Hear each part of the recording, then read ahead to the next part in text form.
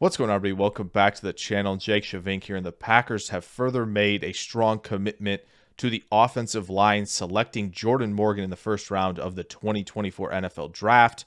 Now, Jordan Morgan, 6'5", 311, 32-7 agent arm length, a 9.24 RAS, highlighted by 27 reps on the bench, an 84th percentile amongst tackles, and a 169 10-yard split, which is 98th percentile amongst tackles. We'll talk about why that matters and how that shows up.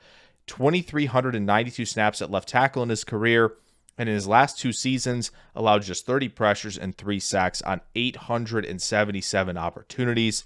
The grades from PFF have looked really strong as well his last two seasons. Now, as we get into the film room, we're going to talk about what Jordan Morgan does well, what can improve, and maybe where he fits best and where the Packers think he'll fit best among the offensive line going forward. So off to the film room, let's take a look at Jordan Morgan. All right, guys, so we're going to the film room, taking a look at Jordan Morgan, and from 2022 first. And I think the first thing you notice with Morgan is how tremendous of an athlete he is, right at the left tackle position, and he plays with controlled urgency. Now, what does that mean?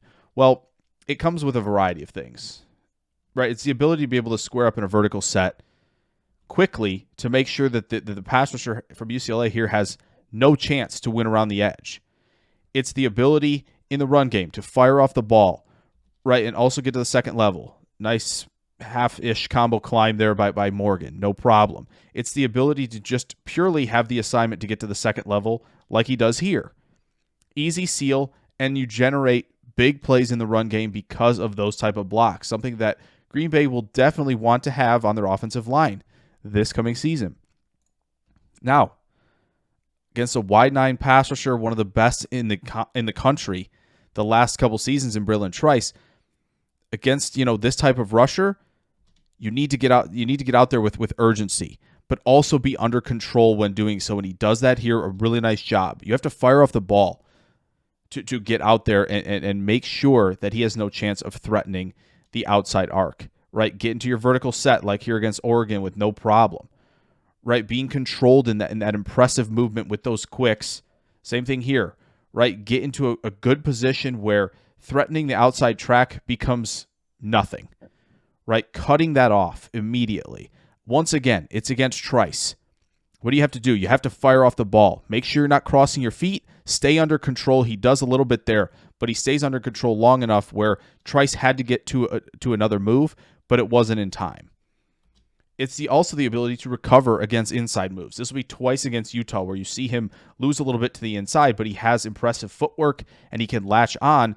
That controlled urgency there to recover, really impressive. And again, against Utah, where he, again, loses inside, but that ability to recover and basically not affect too much the pocket that this quarterback has for them, right? That type of urgency, that type of control that he plays with is really, really impressive. Of course, passing off in stunts, right? That recognition ability, but also the quicks.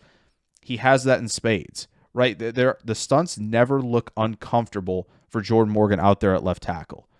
Truly, they never do. It looks so easy. Now, when he can play under control and with good hand placement, he starts to really cook out here, right? Good grip strength, good placement here, and then the mirroring skill set, right? Shuffle the feet effortlessly and give guys on the outside no chance to win. Same thing here. Hands are a little wide, but watch him mirror this counter really well with good shuffling ability. That type of quicks is just something you cannot teach. Same thing here. He gets in really good position, right? Good strike, good hand placement, good grip strength, but those effortless quicks to get into a vertical set. Same thing here. Inside move, no problem. Shuffle, crosses his feet a little, but the shuffle is really effective. Drives him back into the guard and generates more help there. But it's easy for him with these quicks, right?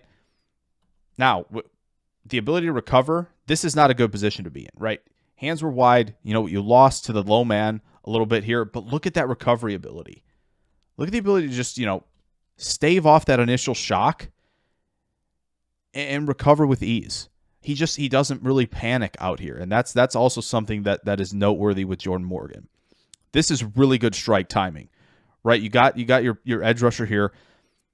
if he does not have, time to swipe with the hands, a little bit too much bend here, right, with the technique, but he maintains control, good grip strength, but the strike timing on that was really, really what won the rep. Here, okay, pass rusher decides to go a little bit high with the hands. You're not getting the first strike, which isn't ideal, but you're getting a strike that is better, right? Just flat out better. You're getting a good strike here, and that allows you to play with control and with balance through contact. Again, similar thing where it's just you're under control. Look at the hand reset here. This is what's really, really what you want to see with Morgan more. You want to see more of this, right? Not great. We don't want to, we want to give ourselves a little more space at contact here. But what he does really well, and it's hard to see, but you see that hand go underneath and reset. Great job there. That's one of my favorite reps of Morgan's. Again, the grip strength is really, really good, right? Against bigger, more powerful rushers out there, does a really nice job. Good extension here, good balance, and again, resetting that outside hand, get into a really, really good position where just there's no chance for the defender to counter at all. That type of sustained protection on that last rep is something I'm sure Green Bay saw and was like, yes, we got to have this guy. Again, good anchor right there after that initial contact. And the grip strength, just that sustained level of protection is really, really good. Again, not the best position at contact necessarily, but he doesn't get out of control. Trice does a little bit, where Jordan Morgan doesn't panic. We're in good position there. And just the ability to recover on a dime is really, really good. Now, there are some things where, you lose a bit with power there, but there's enough ability to recover on that rep where, you'll take those. You lose slowly, we can handle that. Right now, also, don't forget, Jordan Morgan got a little bit of a mean streak to him a couple times, right? Throw a guy to the ground, bury him. Did it again against Utah here. Snatch, drive him to the ground, right? He has that ability. He shows it once in a while, which is really cool to see. Now, how about in space? Gets a sustained block in space. This is the kind of stuff that should really excite you. No matter where he ends up playing. If you can sustain blocks like that in space and here again on the move, where you can drive guys into the ground, that type of stuff is going to be welcomed in the run game. Now, there are times where wide hands gets him into trouble, right? This is one of those instances where, again, tries to go with the inside hand. Outside hand is late. Defender's in better position. He's able to drive Jordan Morgan back. That kind of stuff is going to have to go away. Now, lose a little bit inside here. He's able to recover a little bit, but ideally you don't want the defender running straight down the pocket there. So sometimes that tendency to overset is there. Okay. Now, you saw it again here where it's an initial strike by the defender first, right? Defender gets hands on first. So now you have to loop around. You have to get into recovery mode. But when the defender has inside positioning, he can do that. He can push, pull, shed the block. That's where Morgan has to be careful. And again here, right, the looping. We don't want to see the arms loop like this ever. That usually means I'm trying to catch somebody. And now when you're out of position like this with your lower half, trying to catch a guy on a vertical set, that's where you end up. So he's got to be a little more careful in that regard as well. Now, Trice got him a couple times doing this in this game against Washington, which you've seen a lot of to this point, where this inside jab step freezes him. Right now his feet are not moving. He's setting up to anchor, and he gets out of position because of it. It didn't happen once. It did happen twice, right? There's the jab again. Tries to shoot the hands because he's got flat feet ready to anchor, and Trice is able to turn the corner, right, at 7 yards, which they'll take. Now, he did do a better job on this third one. He still, gets into a position like this, but he gets a good job there with strike timing. That saves him on the rep. He does get a little opposition, but a nice job recovering. Now, another one where it's, again, a collision where you don't want helmets touching ever, right? Offensive line wise, and your hands get a little wide, and when you don't have positioning and you're not able to gain any grip, that's where you can lose on reps like that to Trice as well. And again, I think that, just sometimes power, he gives up a lot of ground. and it can affect the quarterback. Now, all of that to say that there's a lot to like from 2022. So let's take a quick look at 2023 to see, what improvements there were. Now, this is off of an ACL tear, of course, at the end of the 2022 season, but let's check 2023 out as well. All right, so 2023 with Jordan Morgan, just a couple games here, but want to emphasize some improvements, how it looked as well. So we'll start here, right? First rep. Again, hands are dropping a little bit, and that's still something we don't want to see. But a nice job with extension. He's playing with good balance, so he's in position where the hands are a little bit wide still to be able to recover and maintain good leverage through the contact phase. Here, he tries to shoot the inside hand a little early, and the defender wins, right? Gets the hands down, then gets good positioning. Guard helps him out a little bit, but that's the type of rep where you can see where the hand usage and placement and strike timing can still improve.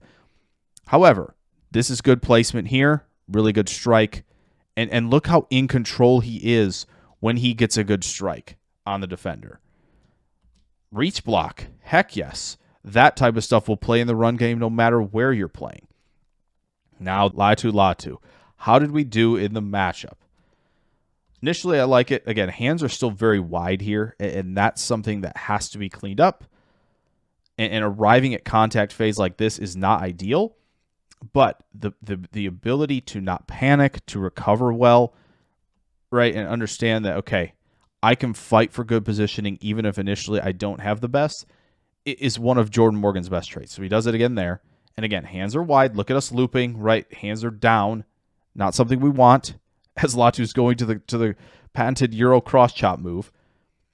But Morgan, as he often does, is able to recover a little bit at contact and do the best he can, which commend him for battling against Latu. Second level blocking is still there. The movement skills, the controlled urgency that we talked about, no doubt about it. Now, again, look at where our arms are when we're entering the contact phase. That's where Latu could kind of win a little bit and get Jordan Morgan into a position you don't really want to be in pass pro, but a nice job, little recovery shove there by Morgan. But it's still the hand usage where it's too wide. And this is where arriving at contact like this is something that needs to be fixed. Now, he does fight for good positioning there to recover because he's not somebody who panics. That's impressive. On the move, like to sustain blocks a little bit better. That's something that showed up a little bit more in 2022 as well.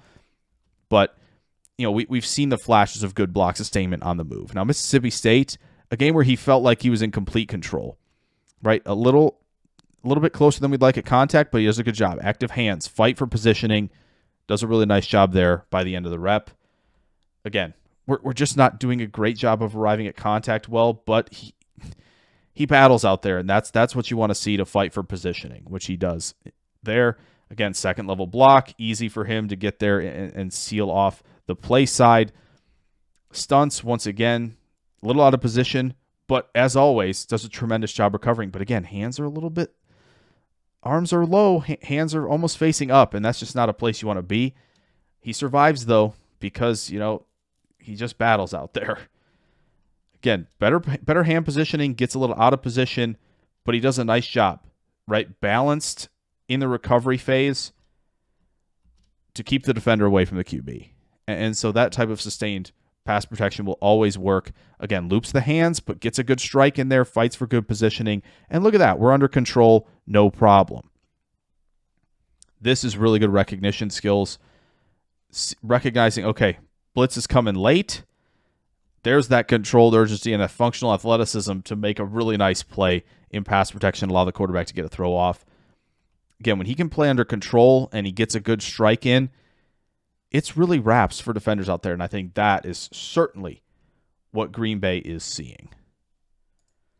So there's so much to like with Jordan Morgan, and it's understandable why Green Bay picked him at 25, even, to my initial chagrin and many others. Because when you get quality offensive linemen, especially in a draft where they were just flying off the board, Green Bay pounced at the right time. So Morgan does so much well in terms of the controlled urgency, right? Second level blocking, right? He shows off the mean streak a little bit. He fights for good positioning. He doesn't panic. He can recover, right? The quicks are all there. It's just working on hand placement and how you're arriving at contact, because he's just often the second guy to land the strike. His arms get low. His hands are facing up. It's just something with the technique that has to be corrected. But the functional athleticism and all of the tools are there. It's just refinement is needed. Now, no matter where he plays in the offensive line, you want him at left tackle? Awesome. You want him at right guard? Sure. I think he's going to be able to succeed wherever he's placed, because I'm almost positive you get him in a room with Green Bay that they're going to work on that hand technique, and this might be a starter for a long time. So I hope you guys enjoyed this video on Jordan Morgan. If you did, throw a like down there. Subscribe if you're new. Plenty more film room content on the way very, very soon. I will catch you guys in the next video. Farewell.